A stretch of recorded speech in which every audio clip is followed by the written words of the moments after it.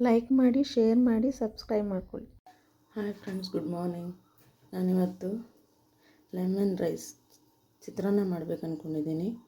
ನೋಡಿ, ಚಿತ್ರಾನ್ನಕ್ಕೆ ಕಾಯಿ ತುರಿ 5 ಸ್ಪೂನು, ಒಂದು 5ರಿಂದ 6 ಸಿಕ್ಕಲು ಬೆಳ್ಳುಳ್ಳಿನ ಜಜ್ಕೊಂಡಿದ್ದೀನಿ, ನಿಂಬೆಹಣ್ಣು, ಕರಿಬೇವಿನ ಸೊಪ್ಪು, ಕೊತ್ತಂಬರಿ ಸೊಪ್ಪು ಸ್ವಲ್ಪ, 6 ಹಸಿಮೆಣ್ಸಿನ್ಕಾಯಿನ ಉದ್ದುದ್ದ ಹೆಚ್ಚಿಟ್ಕೊಂಡಿದ್ದೀನಿ, ಅರಿಶಿನದ ಪುಡಿ, ಒಗ್ಗರಣೆಗೆ ಸಾಸಿವೆ, ಇದು ಒಗ್ಗರಣೆಗೆ ಕಡಲೆಬೇಳೆ, ಉದ್ದಿನಬೇಳೆ, ಸ್ವಲ್ಪ ಕಡಲೆಬೀಜ.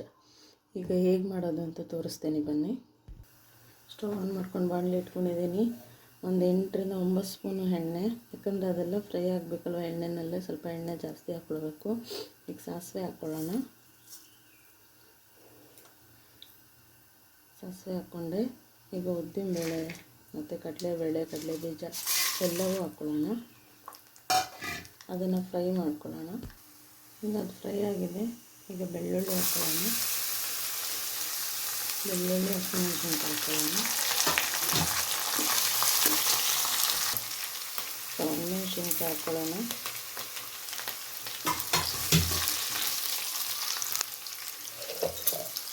ಸ್ವಲ್ಪ ಜೀರಿಗೆ ಹಾಕ್ಕೊಳ್ಳೋಣ. ಜೀರಿಗೆ ಫಸ್ಟೇ ಹಾಕ್ಕೊಂಡ್ರೆ ಸೀದೋಗ್ಬಿಡುತ್ತೆ. ಚಿತ್ರಾನ್ನಕ್ಕೆ, ಪುಳಿಯೋಗರೆಗೆ ಎಲ್ಲ ಮೊದಲೇ ಕಡಲೆ ಬೀಜನ ಹುರಿದಿಟ್ಕೊಂಡಿರೋ, ಅವಾಗ ಕ್ರಿಸ್ಪಿಯಾಗಿ ಚೆನ್ನಾಗಿರುತ್ತೆ. ಮೊದಲೇ ಹುರಿದಿಟ್ಕೊಂಡಿದ್ದೀನಿ. ತೆಂಗಿನಕಾಯಿ ಹಾಕೋಣ.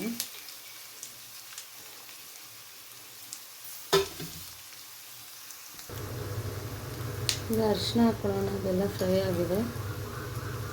ಅರಿಶಿನ ಸ್ವಲ್ಪ ಜಾಸ್ತಿನೇ ಹಾಕಬೇಕು, 1/4 ಸ್ಪೂನ್ಗಿಂತ ಒಂದು ಸ್ವಲ್ಪ. ಅರಿಶಿನ ಹಾಕ್ಕೊಂಡು ಮಿಕ್ಸ್ ಮಾಡಿಕೊಂಡೆ. ಈಗ ಉಪ್ಪು ಹಾಕೋಣ. ಇದಕ್ಕೆ ಒಂದು 3/4 ಸ್ಪೂನ್ ಹಾಕಿ, ಆಮೇಲೆ ರೈಸಿಗೆ ನೋಡ್ಕೊಂಡು ಸ್ವಲ್ಪ ಉಪ್ಪು ಕಲಿಸ್ಬೇಕಾದ್ರೆ ಹಾಕ್ಕೊಂಡು ಕಲಸೋಣ. ಈಗ ನೋಡಿ, ನಿಂಬೆಹಣ್ಣು, 1 ನಿಂಬೆಹಣ್ಣು ಸಾಕು, ಜಾಸ್ತಿ ಹಾಕಿದ್ರೆ ಹುಳಿ ಆಗುತ್ತೆ.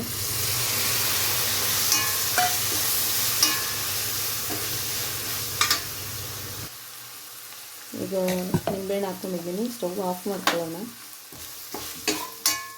ಕೊತ್ತಂಬರಿ ಸೊಪ್ಪು ಹಾಕ್ಕೊಳ್ಳೋಣ.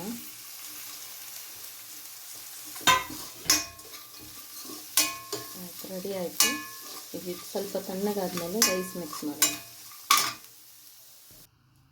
ನೋಡಿ, ಈ ರೀತಿ ಮಿಕ್ಸ್ ಮಾಡ್ಕೊಳ್ಳಿ. ಎಲ್ಲ ಸ್ವಲ್ಪ ಉಪ್ಪು ಹಾಕ್ಕೊಂಡು ಮಿಕ್ಸ್ ಮಾಡ್ಕೊಳ್ಳಿ.